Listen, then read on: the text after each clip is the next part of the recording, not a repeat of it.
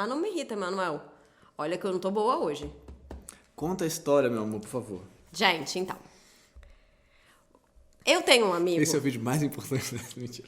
O Manuel agora só fala isso. Ele tá viciado em falar isso. E não é o vídeo mais importante, entendeu? Mas a Flor tem um amigo. Essa é a parte importante, que é essa parte que vai servir pra vocês de verdade, como lição. Vamos lá. A lição do nosso vídeo de hoje é a seguinte. A Flor tem um amigo. Eu tenho um amigo. Eu tenho vários amigos, mas Muitos graças amigos. a Deus, eu tenho vários amigos. Eu tenho 1 milhão de amigos e bem mais forte. Pô, tem essa música? Eu acho que sim, não lembrava da Hoje eu tenho 1 milhão de amigos. Eu acho que essa música é daquele especial Amigos do sertanejo, sabe? Sim. Que é o Estãozinho Chororó, Leandro Leonardo, não sei mais quem. Leandro morreu, né? Na época Zezé que de tinha Camargo Zezé de Camargo e Luciano, então. Acho que tinha essa música, eles cantavam juntos. Certo. Vai, conta a história do seu amigo. Uma maravilha de referência nessa sua segunda-feira. Se você estiver em casa deprimido, você pode o quê? Ligar e botar no seu YouTube aí, milhões de amigos. Enfim, dane-se. Vou falar o que eu ia falar. Tá. Oi, gente, como é que vocês estão?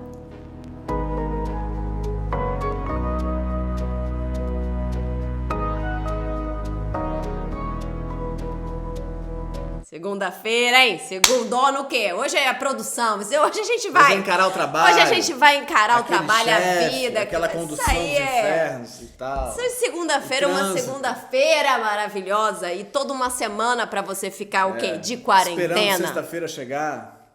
A minha mãe me mandou um meme muito bom. Tenho falado bastante da minha mãe aqui nesse canal. É. Minha mãe mandou um meme muito bom que é assim: ai, que bom, hoje é sábado, vou poder ficar em casa.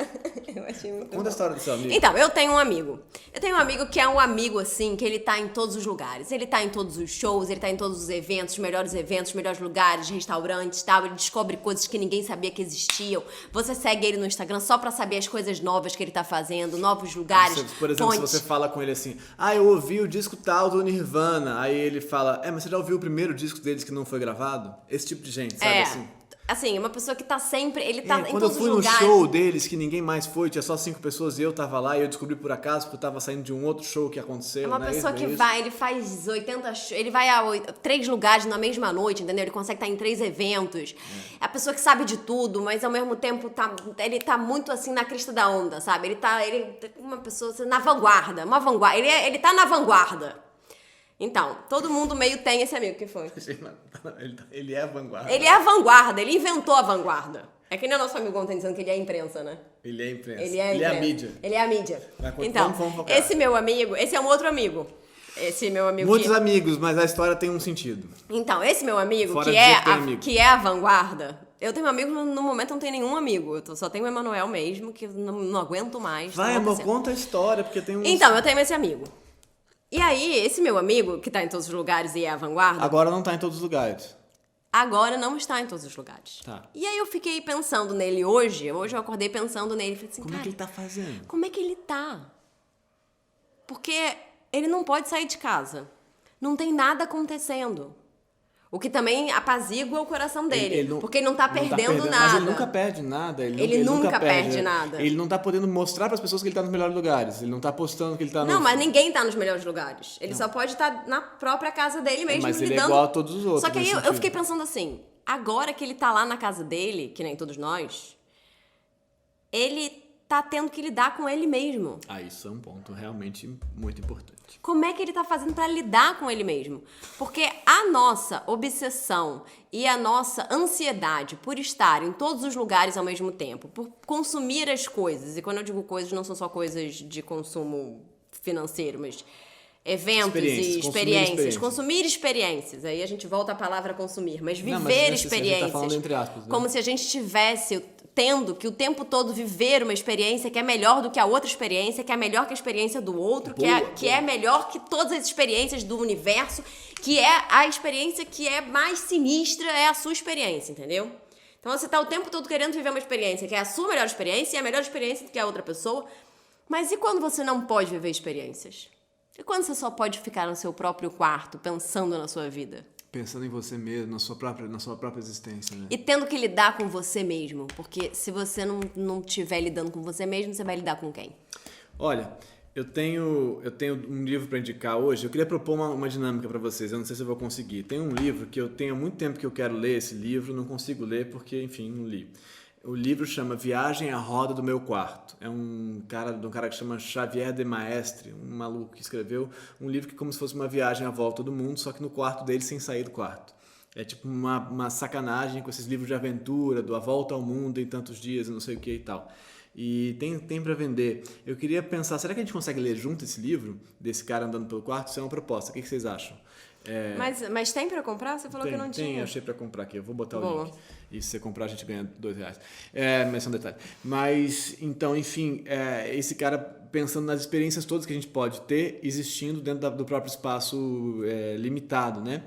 E para pegar isso que você está falando, dessa história de viver tantas experiências é fugir de si mesmo, nesse sentido, né? Não se encontrar consigo. Evitar, se você vive a sua vida buscando a melhor experiência, ou uma nova experiência, ou um novo lugar que você precisa ir, você nunca está em contato com você. Você está sempre fazendo algum tipo de, sei lá, alguma intermediação entre você e você mesmo. Sim. Aquilo que você gostaria de ser, aquilo que você acha que você é e tal. Uhum. E você, e o que você tá sentindo. Porque quando você tá no mundo, vivendo experiências e atuando nesse mundo, você tá o tempo todo fazendo uma performance de você mesmo. Você não tá em contato realmente com as coisas que você tá sentindo, com aquilo que você... De repente você tá triste, mas você nem tá em contato com a sua própria tristeza, ou com a sua própria frustração, ou com o seu próprio medo, ou com a sua própria felicidade, pode ser. Você não tá, porque você tá o tempo todo colocando alguma coisa entre a sua percepção de si e a sua existência no mundo, que sempre é um tipo de performance que você tá lá fazendo para ser gostado, ou para agradar, ou para, no final, para ser gostado e ser amado, que é o que a gente quer, todos nós. Vamos lidar com isso, porque é o que somos. Então, você tá o tempo todo ali, e aí você não tá em contato com peraí, onde é que eu tô? O que tá acontecendo comigo? Peraí, o que tá rolando? Você não tá. Porque você pode colocar entre você e você as experiências, as coisas, porque elas vão te dar uma quantidade de estímulo que você vai só vivendo ali naquela onda daqueles estímulos. Agora eu vou pra lá, agora eu vou pra cá, agora eu vou pra cá, e você nunca para e lida com o vazio. E é no vazio que a gente consegue pensar. E talvez a quarentena sirva. Eu tô com piolho, eu tenho certeza que eu tô com piolho. O Martim tá cheio de piolho, eu tô com piolho, eu tenho certeza. Mas é na quarentena que a gente pega piolho e que a gente consegue pensar e lidar com o nosso vazio, talvez. Eu falei tanta coisa inteligente, assim, tão rápido, uma fluidez tão grande, que agora eu acho que eu posso ir embora e deixar o filósofo aqui, ó. Elevar a filosofia, esse nosso vídeo do YouTube maravilhoso. Eu vou beber. Já volto. Que hoje hoje é segunda-feira, gente. A gente tem o quê pra gente fazer? É domingo, na verdade, vocês sabem, né? Na verdade, a gente tá vivendo domingo. Eu vou botar meu vinhozinho branco na geladeira, porque eu falei que hoje eu não ia beber. Mas não tem o que fazer, gente. E aí, entre entrar em contato comigo mesma e a minha própria existência e o que eu tô sentindo, é melhor fazer o quê? Tomar uma taça de vinho e me afastar da minha sensação e do que eu estou sentindo. Porque o que eu estou sentindo é uma vontade inenarrável de matar um ser humano.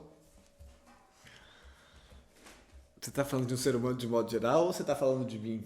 Você tá falando de um ser humano. Eu queria poder só pegar o Bolsonaro e esfregar a cara dele Então, vamos lá. no asfalto quente, entendeu? Até ele ficar com a cara toda esfolada e a pele dele sair, eu arrancar com a mão com um dente, eu pegar aquele olho dele. Isso é uma brincadeira, a gente não tá os dois dedos, dando assim. nenhum incentivo pra violência. Estou incentivando a violência, o Bolsonaro, aquele idiota que saiu hoje pra andar pela rua e foi em Brasília andar e falar com os comerciantes, entendeu? Agora eu tô fazendo a Dilma Boladona. Tô sabendo, amor. Então, esses dias eu falei num vídeo, não lembro mais qual, mas não importa muito, que a gente agora tá tendo que sair do que é a história da neurose da escolha, que é uma espécie de vivência nossa no mundo contemporâneo, assim. O que você vive? Você vive a neurose da escolha. O que eu vou fazer? Pra onde que eu vou? Em qual show eu vou? O que eu vou comer? Onde que eu vou jantar? Onde que eu vou estudar? Onde que eu vou trabalhar? Qual vai ser a minha carreira? E a gente deposita parte da nossa existência sobre essa vivência dessas neuroses da escolha, né? Então, quem eu quero ser, como eu posso ser, de que maneira eu posso ser, consigo chegar lá, não consigo chegar lá, consigo ser bem-sucedido, não consigo consigo quero fazer assim, quero fazer assim. E aí, com isso, a gente é capaz de passar uma vida inteira vivendo pequenas ou grandes neuroses de escolha. O que eu estava querendo dizer é que nesse momento agora de privação e limite e tal e coisa, a gente se retira da neurose da escolha. A gente não está mais vivendo essa neurose que, na verdade, poderíamos argumentar que é uma falsa neurose, que é uma neurose colocada no lugar da neurose do sofrimento, que é mais angústia raiz, que é lidar com você mesmo. Então, a gente... Eu amei angústia raiz. Angústia raiz é bom. Então você, para não ter que lidar com você mesmo, como você estava colocando aí, você se coloca nas experiências do mundo. Vou para as experiências do mundo. Se você é bem sucedido nisso como seu amigo, você vive todas elas. Você é o mais bem sucedido na vivência das experiências. Se você está mais num campo outro neurótico, você sofre por essas experiências. Então, eu queria isso, mas não consigo aquilo, mas não sei abrir mão daquilo, mas queria aquilo outro. Queria essa pessoa, mas não queria perder, sei lá o quê. Queria um casamento, mas não queria perder, Queria, né? Neurose da escolha, assim, vai se apresentar para muita gente de muitas maneiras. Ou se você é fóbico, queria sair na rua, mas morro de medo de ser atropelado, ou assassinado e tal, ou assaltado, enfim, ou avião, queria poder viajar, mas queria poder conhecer outros países, mas tenho medo de entrar no avião, né? Bom, vocês estão entendendo. A neurose da escolha. Agora a gente não tem mais ela. Agora o que a gente tem é a estrutura de repetição de você mesmo acordando no mesmo lugar, como o sujeito aqui como é que chama ele? O Xavier de Maestre, retornando ao mesmo espaço. No retorno ao mesmo espaço, a mesma superfície branca de espelhamento, que não é o mundo que vai variando, ou seja, sem ter a variação do mundo, o que você percebe nesse espelho é você mesmo. Então, se você acorda todos os dias e olha uma parede branca, a mesma parede branca, o que você percebe nessa parede é a variação dos seus afetos. Só isso, é a variação de você mesmo. O que você percebe de um dia para o outro de mudança? Você mesmo mudando. Você mesmo se reencontrando com você. Isso é que é tão difícil. No meu caso, eu acordo os dias de manhã e penso, estou mais gordo do que ontem. É isso que está aqui mudando no meu ser humano. Vocês conhecem esse trabalho da arte contemporânea, conceitual, que é o branco sobre branco, uma tela do branco sobre branco? É uma tela branca. O que você vê lá, você vê o que você consegue ver. E aí cada um vê o que vê a si mesmo nesse sentido, né? Então o branco sobre branco é essa brincadeira, com o que você vê retornando ao mesmo lugar vazio. Vazio não é vazio. Isso que a Flu está colocando é muito importante de pensar. Quando você para de sair e viver as experiências, não se depara com o vazio, você se depara com a sua multidão interna, com a sua multidão de afetos, com a sua multidão de medos, com a sua multidão de desejos, com a sua multidão de ameaças. E aí você não pode mais fugir, por exemplo, do assaltante, porque do assaltante você pode atravessar a rua para o outro lado e fugir dele, se afastar dele. Você não pode mais, tem que fugir do que é a sua ameaça interna, o seu medo interno. E como é que você faz para fugir desse troço que vem de dentro de você? Mais difícil. Por isso a psicanálise inventou o conceito maravilhoso do recalcamento, do recalque, da repressão, a gente poderia dizer, coisas que a gente empurra lá para baixo, com as quais a gente não quer lidar. Porque fugir do mundo, colocar na fobia, colocar no medo do cachorro, no medo do assaltante, no medo do avião, você pode se afastar do assaltante, você não pode se afastar da sua monstruosidade. Não da fobia. Da fobia é a formação externa da angústia. A angústia está dentro de você.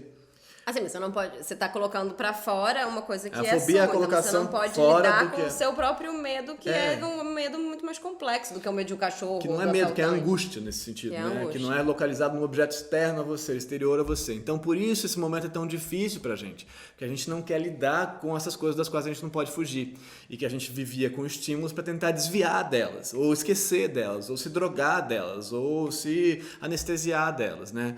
Porque é tão difícil lidar com tudo isso. Tem tudo a ver com esse seu amigo, eu acho que é um cara que busca estímulos incessantemente para não ter que lidar com o que ele não sabe que é ele mesmo. Que ninguém sabe, né? Então, nesse sentido, a pergunta lá mais antiga da filosofia, que é o que é existir, quem sou eu, a parada toda do Sócrates lá de trás. Que o que é a vida, qual o sentido disso aqui, quem sou eu, o que eu quero, como estou... Todas essas perguntas básicas da filosofia. Isso que você está falando é muito maneiro pensar nisso. Por isso estou propondo esse livro aqui. Não sei se vocês se animam de fazer isso. Eu tinha pensado também em indicar esse aqui, que também é um clássico, que é a Poética do Espaço, do Bachelard, que é sobre os espaços da casa, nesse sentido, né? do seu... Pensando no que é a caverna, o que isso rebate, o que é o sótão, o que isso rebate, como que esses espaços são simbólicos dos nossos espaços afetivos. É um livro super bonito. Se vocês quiserem ler, Bachelard é muito maneiro. Já indiquei ele no canal A Intuição do Instante, que é um outro livro dele também, que é sobre o sujo tema. Aqui embaixo. Então, isso é uma coisa para se pensar. Outra coisa que se abre daí, que eu queria colocar rapidamente, que acho que pode render um outro vídeo para a gente, num outro dia, para pensar, por que é tão angustiante essa situação da pandemia, dessa história toda, e a gente tem que... Molhou, né? E a gente tem que entender que a pandemia, ela também oferece para a gente um encontro com algo que é muito indesejável, muito, muito indesejável, que é a naturalidade e a necessidade da morte, né? A gente, assim como a gente foge dos nossos medos internos, a gente foge da morte, a gente finge que a morte não existe, a gente passa a vida fingindo que ela não existe. E aí quando ela acontece, ela é uma aberração. Mas a morte existe, ela existe tanto quanto existe a vida, né? Ela existe necessariamente quando existe a vida, existe a morte. Mas a gente foge dela. E aí, a gente vive como se a gente não morresse. A gente vive como se a gente não fosse morrer e morre como se a gente não tivesse vivido. Então, esse momento aqui é um momento da gente falar, caramba, não há como negar a morte, não há como escapar da morte. E aí o que você pode fazer com isso? Você pode se distrair com o mundo, se distrair com as festas, com as coisas todas, com as drogas, com as Netflixes e com as coisas todas. A gente ainda não assistiu a série do Freud, não me perguntem mais isso. Nossa, mas parece muito ruim, gente. Quando eu assisti, eu vou contar. O trailer parece terrível. Ruim, eu já não assisti, já não quero assistir. Mas então, a gente não tem mais agora todas essas experiências para fugir da realidade da morte, e a morte a cada hora aparece tão fortemente sobre a gente, como informação, como número, como contagem, tá chegando. E aí acontece uma outra coisa estranha com isso, que é por que então essa ameaça da morte que é tão intensa, da qual a gente tenta se afastar, como a gente tenta se afastar dos nossos medos internos, a angústia em relação à morte, Freud também vai dizer isso lá no dado momento, parar de citar o Freud, mas que em certo sentido todo medo é um medo da morte, né? Toda angústia é uma angústia da morte, né? Que está ligado a isso. Mas o que acontece com isso é por que, considerando isso, a gente continua compulsivamente vendo os números de morte, vendo as notícias de morte, vendo os tabloides, as coisas todas, como diria o nosso querido ministro Mandetta. Parem de ver a imprensa é sórdida, ela só mostra a morte. Esse ministro acabou para mim. Mas por que a gente continua fazendo isso? Né? Porque a gente parece querer continuar tendo notícia da morte através de alguma espécie de simulacro que dê pra gente um índice de realidade muito intenso. Fulano morreu, você vê a morte. Lembra do Faces da Morte? Aquele troço que a gente via quando era adolescente? Eu vi, era horrível, um negócio horrível. O que é Faces da Morte? Era uma espécie de documentários de cenas de morte, que fazia maior sucesso com adolescentes, meninos especialmente, eu acho, não sei. Mas a gente fica ali vendo porque a gente se excita com aquela imagem, com aquela existência, mas ela tá lá, ela não tá aqui. Por mais que essa película do jornal, ou da tela do celular, ou da televisão seja muito fina e tenha índices de realidade, ela não é o real. É como se a gente dissesse, a morte está lá, não está em mim. Então, eu vejo a morte lá acontecendo, eu me espio catarticamente por isso, quero dizer, é lá que ela acontece, não é em mim, eu experimento, eu me identifico, eu sofro, eu sinto medo, eu desligo. Eu mudo de canal depois de um tempo, eu vejo outra coisa. Eu posso mudar de canal à morte, né? Você tem uma ilusão de controle em relação à morte ainda com isso. Você fala, não quero mais ver isso. Chega, pra mim chega. Vou ver a Ellen DeGeneres. Acabou, vou ver, sei lá o que eu vou ver. E aí você tem a ilusão de que você pode apagar a morte, porque ela está numa tela. Mas a morte não está numa tela, ela está no nosso corpo. Ela já está acontecendo no nosso corpo. Então o que a gente pode fazer é tentar viver uma vida menos cretina, uma vida menos estúpida, uma vida com consciência da morte, com lembrança da morte, e uma vida que dê valor às experiências, não às experiências no sentido dos shows que vai viver, mas ao sentido das experiências, ao sentido de estar, à percepção de estar. Porque a morte mesmo não dá para mudar de canal, mesmo que a gente queira ver. Vocês entendem isso? A gente quer ver para poder ter a impressão de que ela não está com a gente, de que ela está lá, né? É muito louco, a gente vendo os números de mortes no mundo, compulsivamente. a gente se afasta deles, a gente fala assim, eu não tô lá. Se assusta, mas... não tá comigo. É aqui do lado, mas não é comigo. A vizinha morreu. Aquela história tão parecida com a minha, podia ser eu, mas não sou eu. Podia ser a minha mãe, mas não é a minha mãe. Podia ser, mas não é. E assim a gente vai indo. É o mecanismo da narrativa, da identificação narrativa e da catarse. A gente se identifica, faz uma catarse e se alivia, né? E continua a vida, como se nada fosse. Agora não está dando para fazer isso tão facilmente, para distrair da vida e da morte, do sentido da vida e da morte, e seguir com as experiências e com o trânsito, e com a reclamação do chefe, com tudo que a gente reclama o tempo todo. Ou do que quer que seja que a gente reclama, porque a gente reclama, né? Achei justo. Você achou o quê? Eu não sei, eu queria fazer uma live. Quinta-feira tem live. Quinta-feira? Vamos fazer uma live toda quinta agora. Toda quinta tem live, então. Acabamos de Toda decidir. quinta O patrão tem ficou live. maluco. O patrão ficou maluco. Quinta tem live, a gente vai achar um jeito de discutir o tema da live. Então vocês podem propor temas pra live, a gente talvez pudesse selecionar assim, um tema geral, subtemas. Não sei qual seria o tema geral, os subtemas, pra gente fazer uma live um pouquinho mais organizada. O que você acha? Eu acho que seria legal se vocês pudessem... Eu vou dar ideia, né? Dar ideias de live, coisas que vocês gostariam que a gente falasse na live, e aí... Eu vou tentar fazer uma publicação, nunca fiz, mas no YouTube tem esses stories e coisas, publicações do canal, vou tentar fazer uma perguntando, gente, deem ideias pra live. Vou tentar fazer, porque a gente pode fazer no Instagram, mas aí no Instagram vira um outro ecossistema do Instagram. O Instagram, odeio Instagram. Beijo, gente. Boa segunda pra vocês. Fiquem bem. Já tomaram café da manhã, imagino, porque vocês tomam café da manhã assistindo a gente. Então, que bom que vocês tomaram café da manhã. Vejo muito pessoal que tá aí me posta no Instagram, porque eu adoro o Instagram. Eu odeio e adoro, odeio e adoro. E aí, ele... É uma coisa... É um sentimento muito ambíguo que eu tenho pelo Instagram. E aí... Então, eu vejo que vocês tomam café... vendo a gente, falando com a gente, é muito bom. Falando, não, Flor, não, Manu, então, o que eu acho Acho que as pessoas falam mesmo. E aí eu fico muito feliz de fazer isso e de saber que que a gente tá acompanhando vocês no café da manhã de vocês. Meio isso mesmo que eu tinha pra falar. Até amanhã, gente. Tchau, gente, até amanhã. Eu tô sempre mandando beijo agora, já repararam? Eu acho que é a falta de beijo, quando eu tô dando beijo a ninguém, então. Meu Deus. Entendeu? Não, até que a gente andou voltando a dar uns beijos, assim, porque agora o Emanuel parece que ele não é dessa vez que ele vai morrer de coronavírus. Parece.